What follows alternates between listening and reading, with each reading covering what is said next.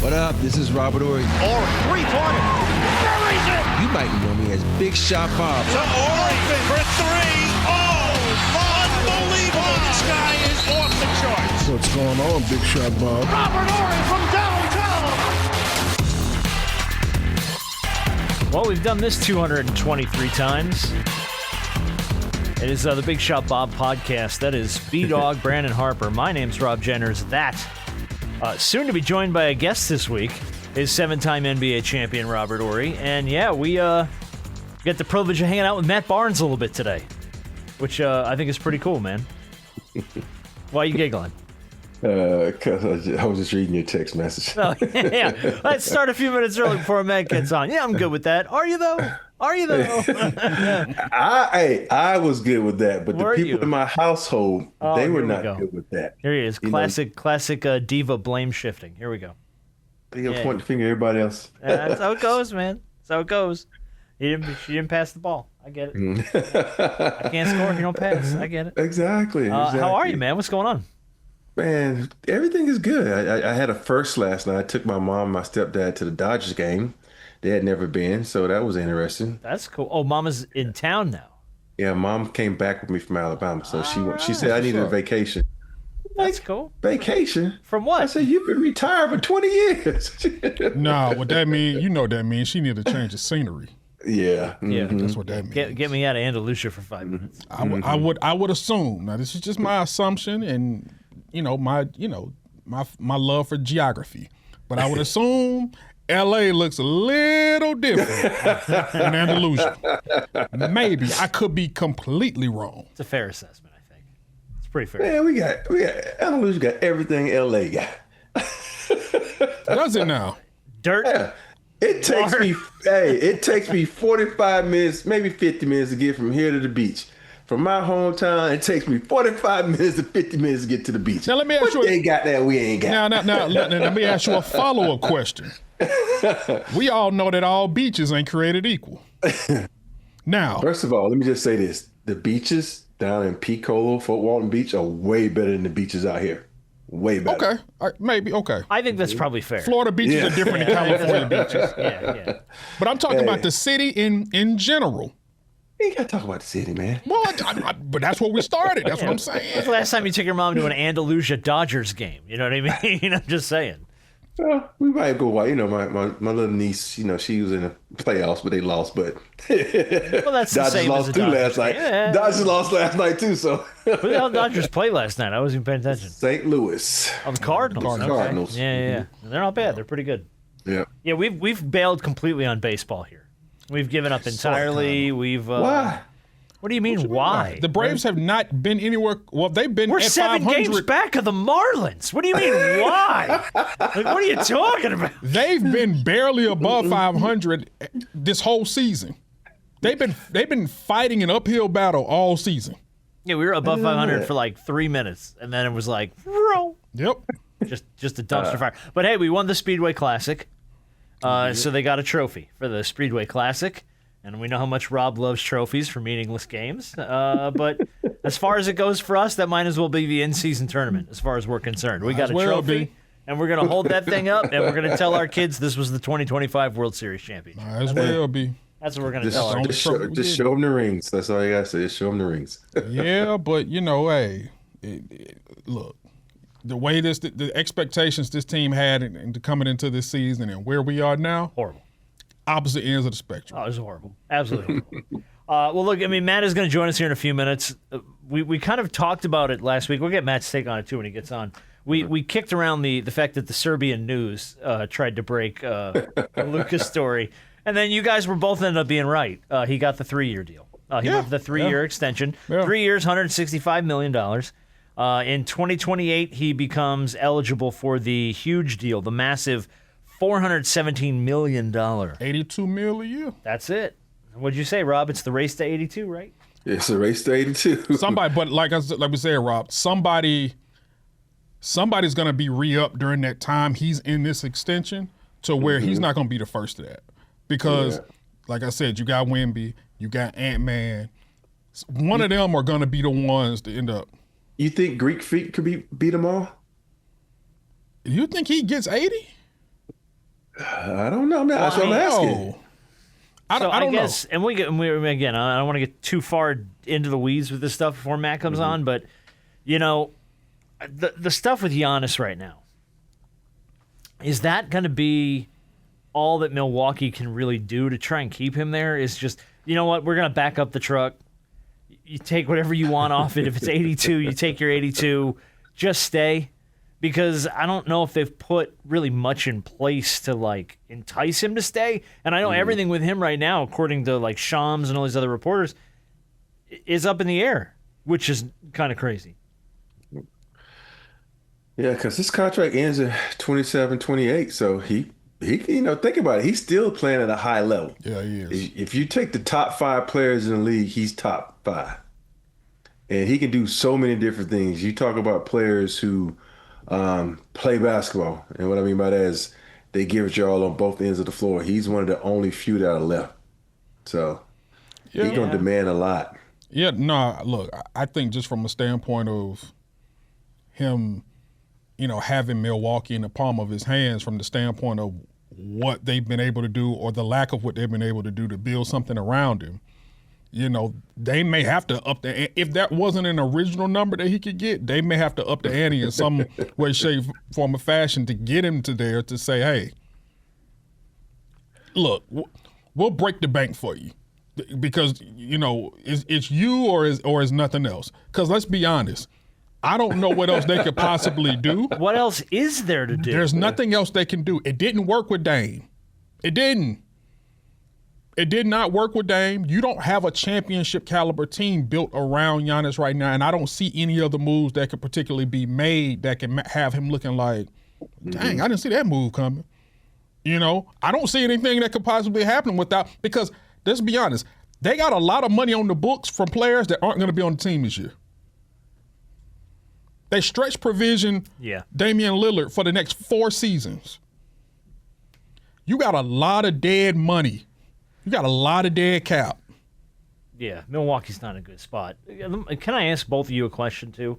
And I don't know if we've really gotten into it. Why do you think that didn't work with them? Oh, here comes Matt too. You're gonna ask Matt the same question. The Lillard Giannis thing. You know what I mean?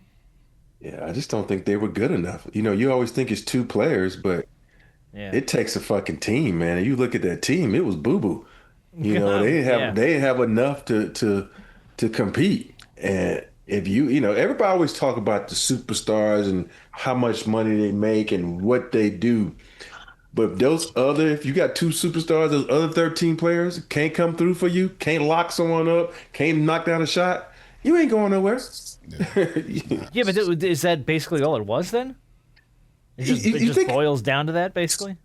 Because if you think about that crew they had, and to me, I always, I look at guys like Lopez. Everybody is so keen on Lopez. I don't want a fucking big that's going to, think about the years when they need him. He didn't block no fucking shots. Yeah. He just started blocking shots a year before he got up out of there. Mm-hmm. And he just want to sit on the outside and shoot threes. And then it's like you got a big that's inconsistent from 3, but thinks he's fucking Steph Curry. And the team just wasn't good to me. They didn't have enough to take him to the top. How you guys doing? I walked into a good conversation, it sounded like. Yeah, we were getting into a Milwaukee question, and you pop right in. So I think it's the perfect question for you to answer. We're trying to figure out what the hell is going on there, because it doesn't seem like anybody really knows at this point. And what my question to Robin and Brandon was like, what is Milwaukee going to have to do to keep him? I don't think you can keep him, to be honest with you. This is not the day and age where superstars really sit around and go through rebuilds. And I think he's always been so loyal to a fault, not to a fault. He's always been so loyal, but for the first time, we're starting to see him talk about maybe it's time. Maybe I'm going to buy a house in New York. I like New York. So he's kind of flirting around with it. But I heard for the bulk of the conversation, I think a lot of teams make the mistakes of getting rid of key role players after they win. I feel like Denver did it. I feel like Milwaukee did it. And you think you can, like Rob Bob said, if you're top heavy, your depth and your role players have to be on point. We lost your audio, bud. Your audio. Hey, man, you got enough money. Get rid of that cricket phone. Oh, no. Shit, I just had a call on this shit. Can you guys hear me, Gail? Yeah, we got you now. Yeah. No, this is, come on, man. This is what it's supposed to be. No, my son dropped my computer in the pool right before I left out of town, so I haven't had a chance to get one back. So I'm on my phone. Outstanding. It's all good. He probably was bringing you the computer to show you something. Look, Dad, look what I found. And dropped it right in the pool. I said, no way. No way. Yeah. I mean, of course, Matt's one of the hosts of All the Smoke, a show we've been a fan of for a long time. Matt, you actually are part of our show on a regular basis. Oh, really? And I don't think you realize it is because a while back, you posted something on Instagram that we played on the show, which I'm going to bring back for a minute. This was when, I guess, were you moving? I don't know what was going on, but you had a possum cornered in your house. Shit. And it was this moment. You got a motherfucker in the house. I don't know what bro's trying to do. Came in the old house and he's here thugging it. So I made a little box area where you could just run right outside. I don't want no problems. You can't go this way. All you can do is peacefully run out, bro. So what we gonna do here? Do possums jump?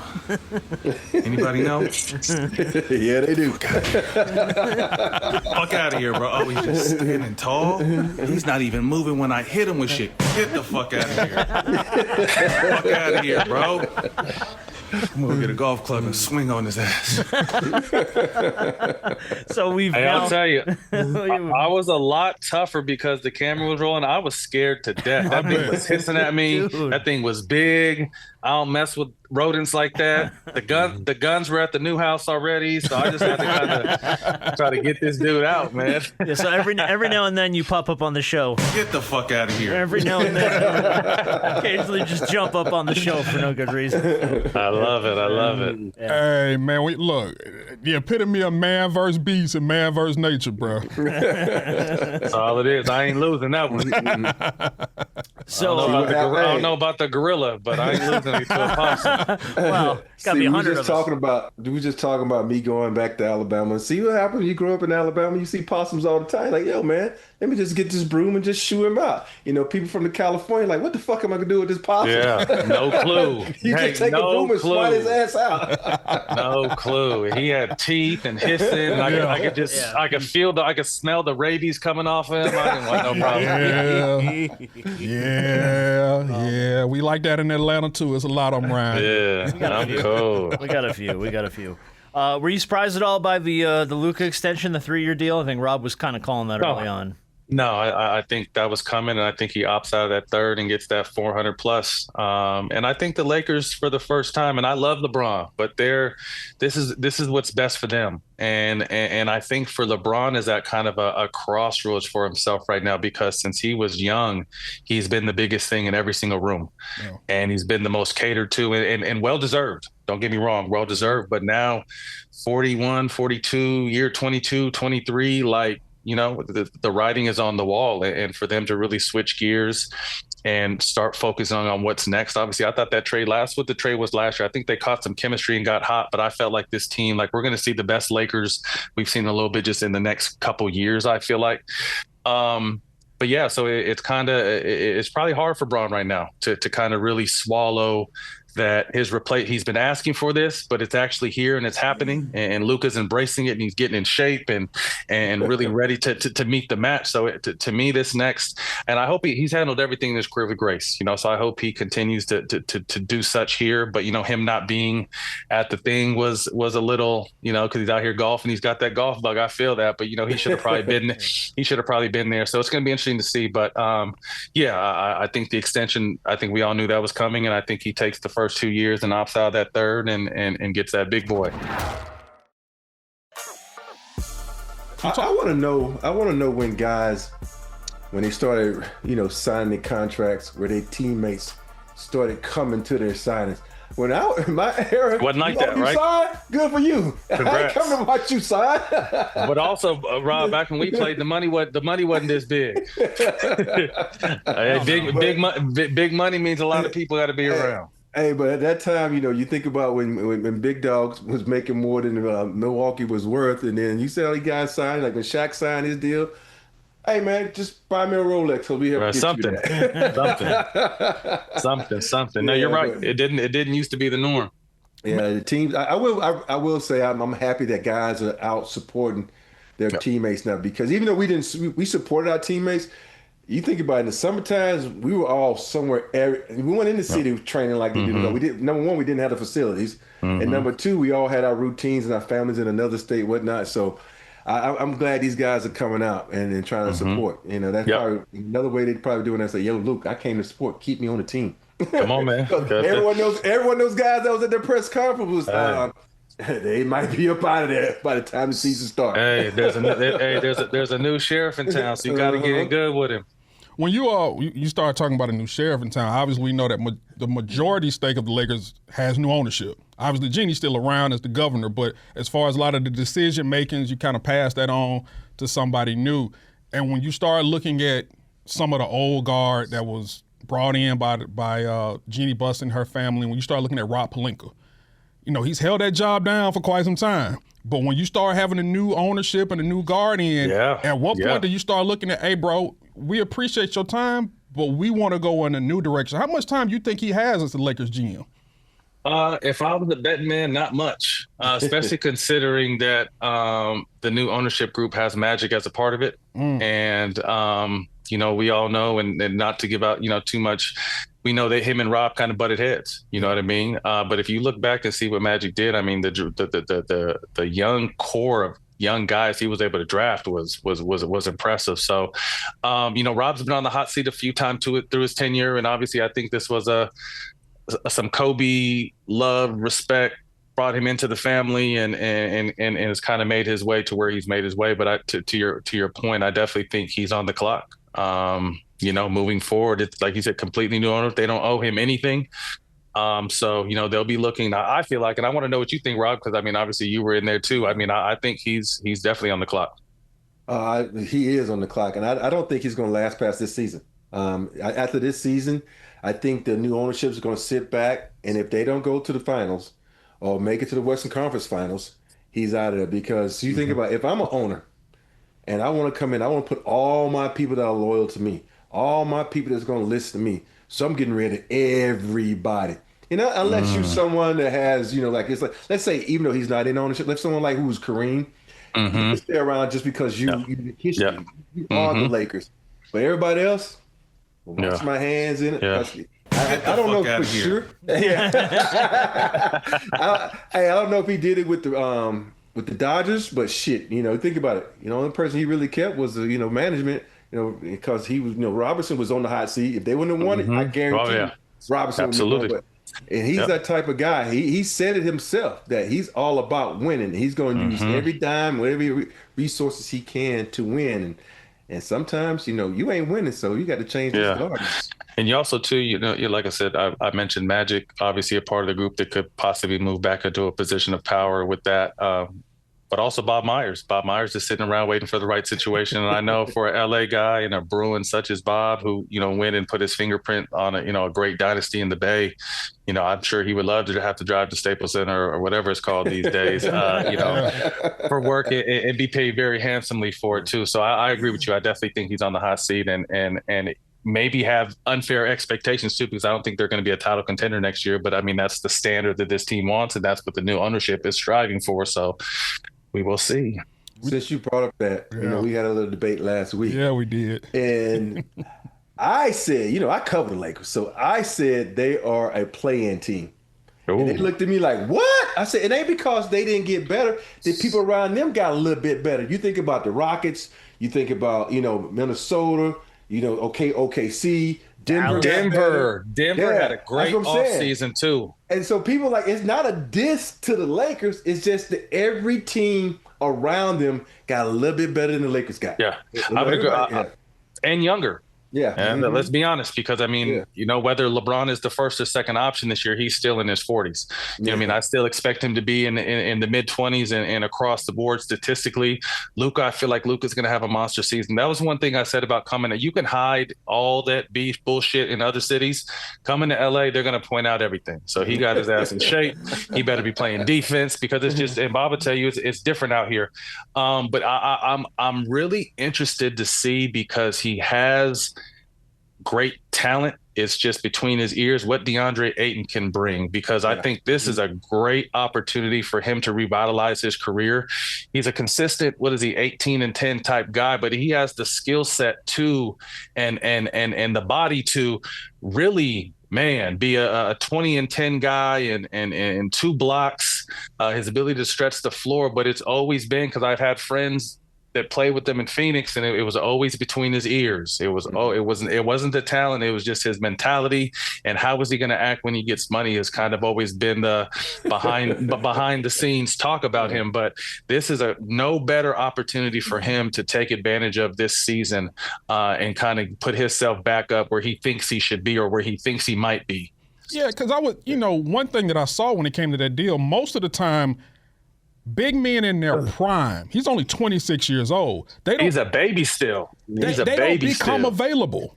Hell no. And so you hear a lot of people talking about, Ayton is this, Ayton is that. I said, well, look, new environments can bring out new things when it comes to players, especially guys still that young. You got a guy just got bought out, so he got his money. So now you're signing him for pennies, and he's only 26 years old, same draft class as Luka, pairing them together. What's there to lose? No, absolutely. To me, it was a great pickup, and it's really just more on him. You know what I mean? I mean, he's a playful, fun spirit guy, and we've seen Shaq come here and do that. But we know one thing: when that ball went up, it was a whole new monster. So can Ayton turn that switch on and to me redeem itself? You know what I mean? I think that we can. It's all safe to say, I'm not sure what the statistical numbers were, but the Portland experiment didn't work. They were sick of him in Phoenix. So again, new environment, new opportunity, the bright lights of LA, Luka, LeBron, like what is he going to bring to the table? So again, I'm really excited to see, because I hope it's, he reaches his potential. I think he's going to be a great addition, but the one thing that people don't understand, when you got Luka, you think about all the people Luka played with, he have bigs that are lob threats. Put it by the rim. Ayton is not a lob threat. So it's going to be really interesting if they can, fix that offense where, it's a pick and pop or it's a drop off and he goes up strong. And I know Luka's a hell of a passer, so I know it'd be easy for him to adjust, but, it's just how long would that adjustment take for Ayton? Yeah. You think about his last career, I want to pick and pop. Every big now, they want to fucking pop. Yeah. JJ's going to tell him your big ass got to roll, bro. You know what I mean? I mean, when we played the pick and pop was something kind of, I'm not sure how far in your career, but it wasn't an everyday thing. But I would always still hear coaches, no matter how good you guys were at shooting, you got to roll sometimes. And know that you were a great 3-point shooter, but you still had to roll and put pressure on the defense and do things of that nature. So I trust JJ to say what needs to be said, but it definitely, I feel like Ayton is going to have to be more of a rim threat for him to really be effective here. And then that jumper will just be a bonus. Correct. Yeah. Now, from obviously they go get Marcus Smart, and which is a heck of a pickup, former defensive player of the year guy who, 30, 31, I think that's where he's around in that age. So, which is a great perimeter defensive pickup, which is something the Lakers have struggled with the last, so many seasons. Do you think they need to go out and get another perimeter defender? How many pieces do you think they are away from really contending in the Western Conference? I really haven't looked at their team, to be honest with you. I know Marcus Smart. We just haven't seen it in a few years. I mean, he was an instrumental part of Boston, then went to Memphis, and then Boston wins. Yeah. You know what I mean? And then he goes to Washington, and with all due respect, I don't think no one really paid attention to what he was doing over here. So with that, he's still 31. I'm not aware of any real injuries that are hindering him. So I'm looking forward to him being impactful, but he's also small. A lot of these other guys, like these guards, are getting a lot bigger, particularly in the Western Conference. They're monsters out there. So, he's former defensive player of the year. You never want to take that away from him, but I do feel like they do need another 3-and-D piece. I don't really know what's out there for them on the market right now, but it'll be interesting, and one person who I'm a big fan of, and I know he's going to try to hit the open market because he get a lot more, is Austin Reeves. And I'm not sure if he's up at the end of this year or the following year, but it's after this year. So I think at this point he's a piece now on an expiring contract, and they got him for a great deal to begin with, and I think he wants to see what free agency is, because I know the other teams can give him a lot more than the Lakers can. So I don't think Rob is going to turn over every stone and really be aggressive, trying to make bring this together, because I think he knows he's on the clock, and we obviously know LeBron is on the clock. To me, it's like I'm floating him out there Austin. Got to. Oh, there's no question. Just because he's going to demand a lot of money. Yes. And people are going to get, we got to get the golden white boy, and I'm going to throw his ass out there. And the golden white boy to be a golden white boy is a killer attribute in our league, boy. So he's going to get, I feel like he can get a lot of money somewhere else that probably may not be on a winning type team, but he can get north, I think, of 160, 180. They taught the max I think he get is like 240 or something. I don't know if it'll get that high. He wants 215. Yeah. From what I hear, he wants 215. Hey, go get that 215. Because I think it's like, someone might be, and this is not a knock. Someone may give that to him, So it'll be interesting. I definitely think he's always kind of been, without being said, he's kind of almost been an untouchable piece for that team. You know what I mean? They have refused to move him in the past. But again, I think they're on the clock now, understanding what's at stake. And I would be surprised, to be honest with you, if he finished the season as a Laker. I'd be surprised too, because you think of how many people want him.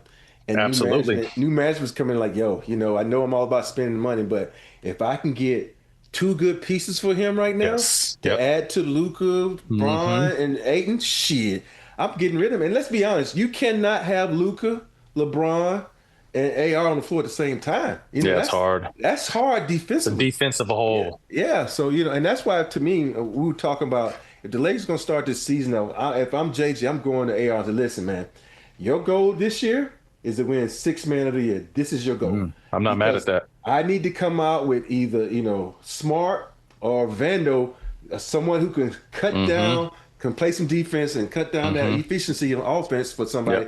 I don't give a shit about the other end of the scoring, because I got Luka, LeBron. We can. So you got to do that. But now people. That's a good call. They look at coming off the bench as a disgrace. Manu Ginobili made a fucking living at it. Crawford made a living at it. Ain't nothing wrong with it. If you had to, in 4 quarter rolls around, and 3 minutes left to go to the game, and you in the game, that's all that's fucking matter. Absolutely. To me, it's never been about who starts. It's about who finishes the game. That's who the coach trusts the most. But also, not to. I agree with you, but also I think, I don't know if this younger generation looks at the big picture, and also will coming off the bench hurt his number.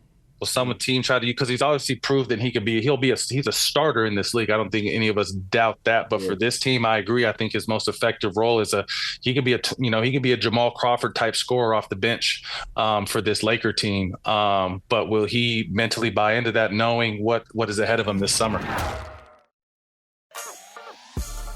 You still, and that's the hard problem. That I look at all these young guys. They say, "Oh, you just start." And I'm not gonna get my money. If you've been putting up numbers, your numbers the same, you're gonna get your money, man. Yeah. I'm not mad at that. Especially with the salary cap ballooning the way it is, because like when y'all played, $30 million was something. Like Mike, you look at Mike back in the 90s, Mike didn't make $30 million to the back end of his career. Yeah. So $30 million back then was some $30 million now. You'd have 7th guy on the bench. You know what I'm saying? You can get your money. Like 12th guy ain't doing shit. Unbelievable. But the money is, obviously you don't want to sound old and bitter, and I cheer for these kids to make as much money as possible. But a lot of these kids, I think MJ even said it, that a lot of these kids are getting paid before they really earn that money, before they really put that work in for that money. You see a Shea contract and you deserve that. You see a Luka contract, you deserve that because you know what they've done and what they're going to do.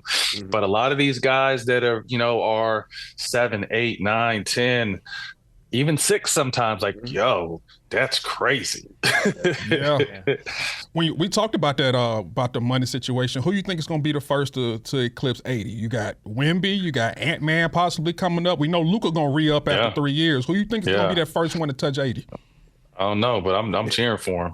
and let me hold some. I don't think I'm showing up for their signing. I'm just gonna say, how far are we from $100 million a year deals? 3 to 5 years. 3 to 5 years, probably. Yeah, guys are gonna be making $100 million base per year. I'm just like, this is. That's why I got 4 sons, man. God damn it, a couple of them, gonna make it, baby. A couple of them are gonna make it. hey, Pop said, I don't want to work no more. Y'all go ahead and do what y'all need to do. I'll just sit here and talk about y'all. That's it. That's all. By the way, speaking of your kids, both you and Rob both have that in common. Youngsters trying to get out there and ball and stuff. I know your son hurt his ankle. Was it his ankle? His foot? Yeah, he had a bad 3rd-degree high ankle sprain, bone bruise, and crack in his ankle, all from run at that top 100 camp. So unfortunately, he had to miss the whole summer. He missed all AAU. He missed the high school season in June. He's just starting to get back on the court daily. He's not really jumping. He's just getting back to like his mid-range, being able to pull up onto the mid-range. But it was his first real injury. And it was interesting, kind of as a father seeing it, because I had never even had an ankle sprain as bad as his was, and just kind of, keeping the spirits up and letting them know what kind of routine rehab is and how vigorous it is and how serious you have to take. Like, there's no slacking on rehab. No slacking. Even when it starts to feel better, you still got to rehab it. So just kind of really starting to ingrain, like, if you ever want to have a chance to make this next step and this next jump, like, this is the grind of it. This is the pretty part that people don't really talk about. So to answer your question, he's getting better. I appreciate that. Isaiah, the other twin, had a really good summer. He was one of the top standouts for 2027 during Peach Jam. So yeah, it's fun, and obviously, get a chance to play against Rob's son the past 2 years as their freshman and sophomore year. I wasn't able to go in the gym last year. I don't know why they're over there tripping at Harvard Westlake, but it's definitely a fun journey, man. Hey, what's weird? Christian tore his ankle up too, and he missed all of his summer of the junior year. And I think the biggest key for me was to try to keep his spirits up. Yes.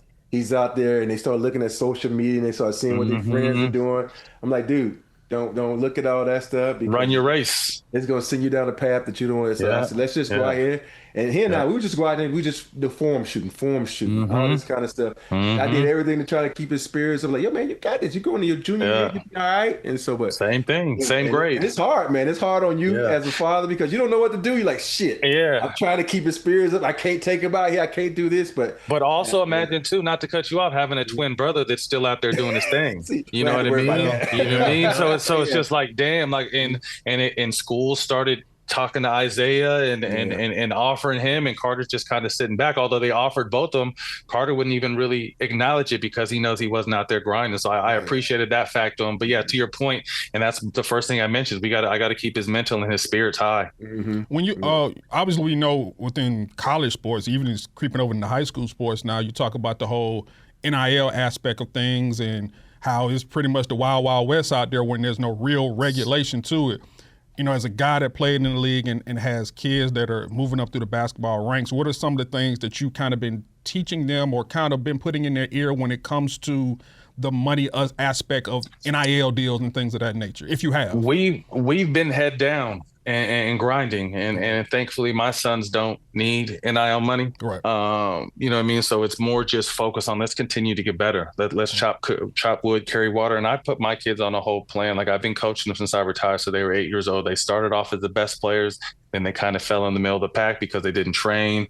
13, they started working out, and now they're climbing their way back in. So my whole plan, though, was a step-by-step process. So when we hit our senior year and beyond, when we're supposed to peak, that's when we're going to peak. So I expect this year, between us, I don't even think I've told them, there's been a few situations that approached me, and I just, respectfully, right now we're focused on this and kind of pushed it away. But their junior year, I think some more opportunities will come in. And if it's strategic and it makes sense, we'll probably jump on it, but we have to, realize what the big picture is. And I think that's where a lot of NBA kids have advantages if their dads are around, is we can really paint what that big picture is and understand what's the North Star goal. All this temporary fame on social media and overhyped and double holdbacks and all this other shit that's really messing. Like, none of that matters. Like, we got to be ready when it counts. And that's where, again, not even just with Carter, who's hurt, but both twins, it's really always been a mental focus on the big picture. Enjoy the journey. We're going to have fun, but let's know what's most important if you're going to even have a shot, because the game is so big now. They got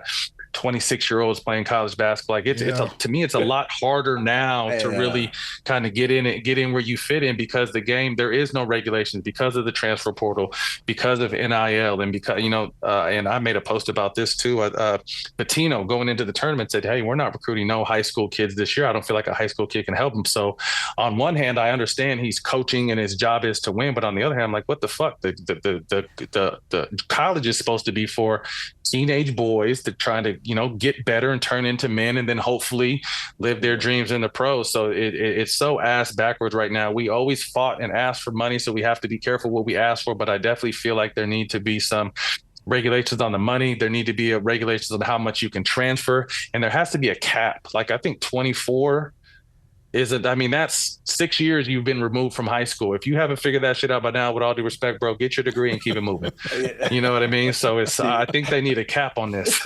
I say the same thing, man. I'm 100% behind you. That's my biggest pet peeve is that now you got these double holdbacks, and all of a sudden now if they implement that rule where you can go to junior college and doesn't count as 4 years of college, crazy. Like, you can come in at 20. You can come into college at 20 and then get a red shirt. And to me, the only time I would accept that, I think it was Winky or someone went off to the Army. Yep. Did like 4 years in the Army. You serve your country, you do the fuck you want to do. Then you went to college. I'm good with that. But a dude going to JUCO, and then so I got 4 years of college. But my biggest pet peeve is you take my boy Roach last year. He spent 4 years at Duke, and then he said, "Okay, I'm gonna be a graduate and go play 1 year at Baylor." Baylor, yeah, he did. Why?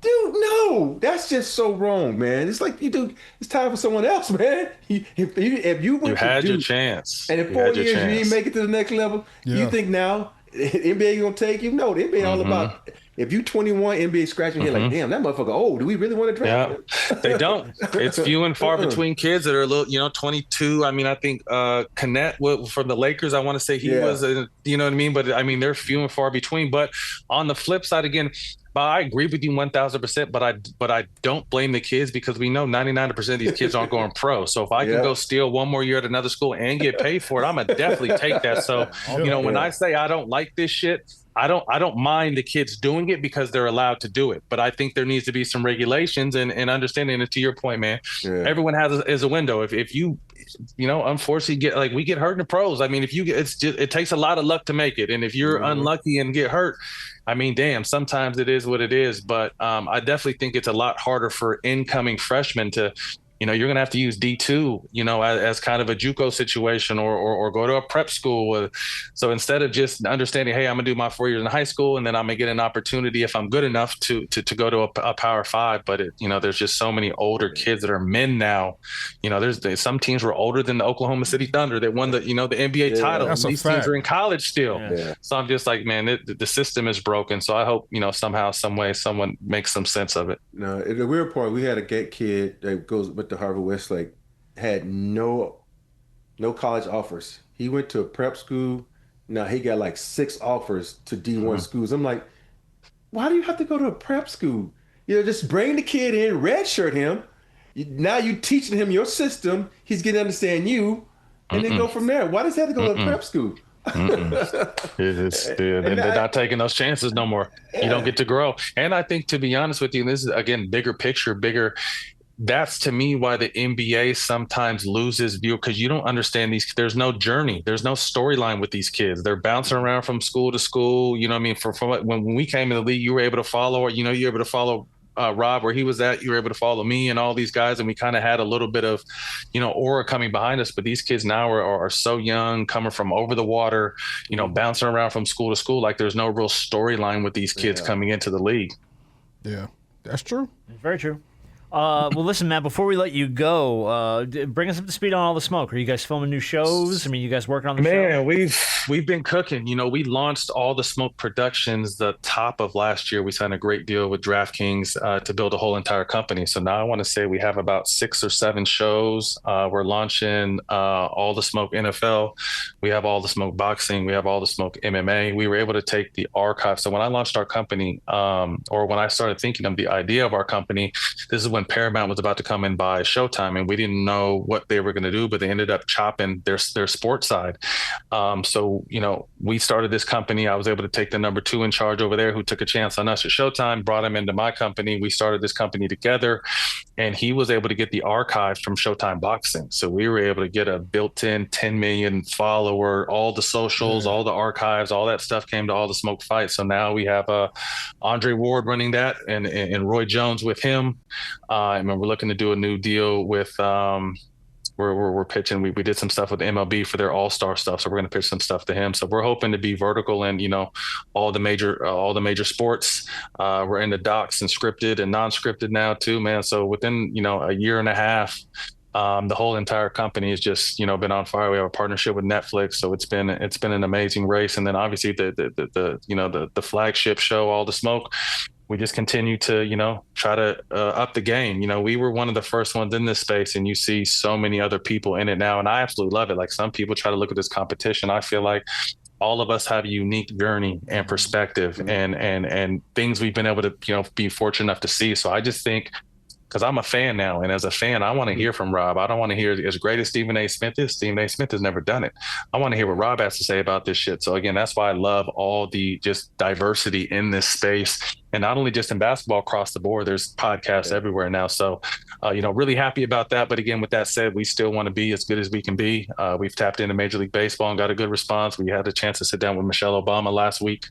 So we have that interview coming too, man. So we're just, we're really trying to continue to, push the bar and continue to motivate and inspire and tell good stories. So with Michelle being there, did you have to put it away? But what the smoke? Hey, we poked around a little bit about, like, this is all that, you know what I mean? But to be honest, she was amazing, man. So down to earth, great spirit, great energy. Kind of missed the way she carried herself and spoke, considering what's going on in this crazy country right now. But we had a really good time sitting down with her, and I'm excited for the world to see the interview we did with her and her brother.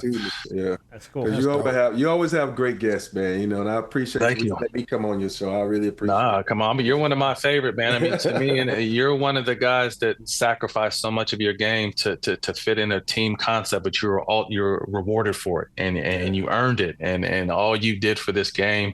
And I heard you saying earlier, like, as good as you were considered, with all due respect, a role player. But you were a huge fucking piece of all those teams that won. And like you said, you can't be top heavy with just two guys. The rest of the team has to be able to fall in line and carry their weight. And you were one of the best to ever do it when it comes to that, man. So again, it was an honor to have you on the show and be on your show. Dude, I appreciate you, brother. No doubt. Do. All right. Yeah, they are. I'm glad Matt was able to just kind of take us behind the curtain and reveal a lot of that they have going on. And I'm not surprised. Ever since that show has come about, they've really been growing. Like, they have really, really, really been growing. So they, salute to All the Smoke and everybody over there, for doing their thing. Yeah. Yeah. It's something about smoke. Tell you, man. Brings them out. Bring them out. Bring them out. All right, let's just do a couple more quick topics, and we'll do Big Shot of the Week, and we'll call it. I was going to do Black Crime or White Crime with Matt, but we ran long. we went super long. I didn't want to steal him for any more time, but so we'll have to circle back another day for the game. But I did want to bring up briefly and just get your take. No game today? Well, it was Black Crime or White Crime. Oh. You want to play the 5 I had? We'll play the 5 we had. That's okay. We'll play it. We'll play it without Matt, but that's cool. My question for you, one of these things I saw up, and there's a couple things in here. The Kuminga situation has not gotten any better since last we talked, and I think we were all like, "Oh, this is going to probably..." Nope, it's still just kind of sitting there. And the craziest thing about it is the Kings, I guess, have been like pushing. Like, the Kings have like, "Look, we're making you offers." The Kings offered, according to sources, a 3-year, $63 million deal for him in a proposal that would have sent Malik Monk and their 2030 first-round pick to the Warriors. And the Warriors rejected it. Shit, like, take that deal, Malik Monk. and I guess their hope is they're going to get this square and he's going to re-sign. But, like, whenever you have one of these situations, it was like Jimmy Butler in Miami. What are you keeping here? Obviously, there's bad blood. There's ill will here somewhere. Like you said it last week, Rob. He's probably not too thrilled with the way Steve Kerr treated him. Yeah, so he might be a great player. He might be a good piece, but what are you gonna get from him? You're gonna get. I know he ain't gonna get punched like Poole did, but you're gonna get a disgruntled employee. Yeah. Even though he got his money, he's still gonna be like not happy with Steve Kerr, because there's gonna be a situation. Because we know Steve. Steve's gonna be like, just because you got paid, I'm not gonna force me to play you. I ain't gotta play you. Right. You know. And at the end of the day, a lot of guys they just want to fucking play, and I think that's him. He wants to be out there and play and show what he can do. So I don't see that situation getting any better, man. And if he ain't signed by now, he ain't gonna sign. No, I don't think so. Yeah. And if the Kings do get him, if they manage to pull this together, and then the other piece of this is there's rumors they might sign Westbrook. So if you get Kuminga, Westbrook, DeRozan, Zach LaVine, Sabonis, all on that Kings roster together, do the Kings maybe suddenly start to creep up in your Harper's immediately because going, if we're talking about Harper's no chance. No, because I think if we're talking about how the West is too crowded for the Lakers, how crowded do you think it is for the Kings? I just said, do they creep up? I didn't say, are they a play-in team or a playoff team? Yeah, they just but stick their head above the water for a little bit of air and then go right back under. Okay. You know, I say this, you know, they will be in the playoffs. If they get Kuminga and I think they will be in the playoffs. Play-in playoffs, that's the same thing to me. They won't be finished at the bottom of the barrel like they did because if you look at their season last year, you know, they got a good team. I think Keegan Murray had an awful year, and he's vital to that team. You know, Malik Monk got, hurt down the stretch. You know, now they got Dennis Schroeder. They got a good little team over there. So, and let's be honest, Sabonis is one of the best centers in the game. So, he's underrated. Very. Yeah, you got, I don't know what kind of system Doug Chris is going to run over there, but this freaking team, it's going to be one of those, it reminds me of one of those little San Antonio teams where, damn, they won again? And they say, you look in the freaking winning column, they got 50 wins, and they in the playoffs, and because they went, unassuming. So I don't, you think about this team, you look at the players they got some hoopers over there. So don't underestimate them now. Yeah, I mean, I don't think you ever underestimate because you just never know how a season will go because sports is always about attrition. You don't know who gets hurt. You don't know what surprise. No one thought Cleveland would be number one in the East last year. And they destroyed everybody. Yeah. You thought Cleveland was going to be number one in the East? I did. Do we have that on wax? Do we have that on? I don't know. I'm gonna have to go back to the archive and look for that. Where you called that before the season? Yeah, I don't remember that one. They'll be number one again this year. Okay. We'll mark that one. Yeah, cool. We'll mark that one. So when they finish 8th, we'll be like, but it means a little more before they actually do it, which was last year. You know what I'm saying? I don't remember saying that. I didn't say it. I'm just I was going to say. I did say they'll be top four team. I ain't say top number one. He bringing the conversation that he has with himself onto the podcast. I was thinking to myself. I was thinking. Hey, don't make me go find that sheet of paper where we had them all ranked. No, let's not bring up old shit. I don't need to bring up old shit. We're good. Appreciate you. All right, and then the last thing I had on this topic was, and we're gonna kick this to shoot around. Joel Embiid. This showed up on my feed this week, and it was a question. So I guess Brett Siegel had a thing about his knee health and going into the season. We know this is none of this is news, but I guess my question off of it was, and his question was, if he is hurt. Sincerely hurt again this year and just can't really seem to get off the ground again. At what point do we just go, that's probably it for him? Is it this season? Oh, they just look, I've been done with Joel Embiid. No, I know. As a collective fan base, I'm sure a lot of people are, but I mean as a career, does he go, all right, look, this just isn't getting any better? Oh yeah. I've been there. Is it just this season though for him? And like if he can't get off the ground this season, that's got to be it, right? Just hang him up. Well, I don't think you hang it up. Because he's 31 years old. I know that's probably like on the downside of that hill, but you think about it. He sits out a year, gets really healthy. You have to take a chance on him if you're a team. You have to because you don't have that many centers. And I know you'll say, well. Yeah, but that's why you put clauses in that contract. If you don't play X amount of games, you don't get paid. And so I think he's a generational talent. Let's be honest. And no, he's been hurt a lot. When he's healthy, yes, but he's missed half his career. Yeah, he's a generational lemon too. Lemon law. Like that's what I'm saying. That's what you put it in the contract. You got a lemon law. You got a lemon law and again the contract. The Joel Embiid lemon law. I love it. It just doesn't get like. it's one thing for a player to be on the other side of that slope, but he been moving down his slope. That's been fast. That's been a fast moving downhill type of thing. It's been there since he came into the league. So yeah, you're right. Yeah, no, it's just. But I mean, I start to hit this point though, and it's like, yes, I know that we don't really have any expectation for him, but at some point, you for yourself, you got to go. All right, that's. I think I'm good, because all you're gonna be doing is like you said, Rob. You're gonna come in somewhere where you're gonna have to sign some crazy ass deal with all these provisions and all these little negotiations in there, and you're not gonna be able to hit them. You're not gonna play for nothing. Yeah, it's just I don't. It's tough. There's every season you're gonna go into it with Joel not playing. He comes back for a little bit. There's some issue of some degree. Hey, we want to shut him down because we want to preserve the rest of his career. But at some point in time, you're losing your career trying to preserve your career. You're not getting any younger, and your elements tell you. Forget you being 31. Your elements tell you that you're 40. Yeah, every bit of it. So I mean, and sliding. What are we preserving? At some point, you just got to read the writing on the wall, and everybody got to look at themselves in the mirror and say, you know what, this ain't it. Yeah. This ain't it. Yeah, it isn't. All right, let's do a quick big shot of the week, and then we'll black crime or white crime with the 5 questions that Steven Jackson got right when he was on the show. I was going to do it with Matt Barnes. We'll do them real quick with you guys. We already did them, so don't worry. We passed that one. All right, and it was when Steven Jackson was on. We did black crime or white crime. So I was going to hit Matt with all the questions that Steven got right and see if he could get them right too. But we ran super long with Matt, so we ran out of time. So let's just wrap it up with big shot of the week then. Is going to go to a YouTuber named Ryan Trahan. Here's why. Him and his wife did this really cool 50 states in 50 days type thing on YouTube, and they did it to raise money for St. Jude's Children's Hospital.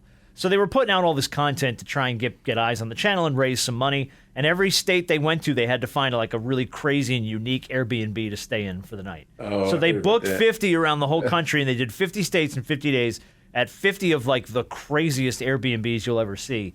And when it was all said and done, they raised $11.2 million for St. Jude's Children's Hospital, just doing this YouTube bit. 6-figure donations were made by companies like Airbnb, Shopify, Dollar Shave Club, T-Mobile, and philanthropic gifts were made by fellow YouTubers like Mr. Beast, who is, we know, loaded. Yeah, Mr. Beast everywhere. But I mean, the fact that they did this and they tried to raise money for St. Jude's and they managed to pull together $11 million on a YouTube bit, I thought was just big shot worthy. That's really, really cool. Yeah, absolutely.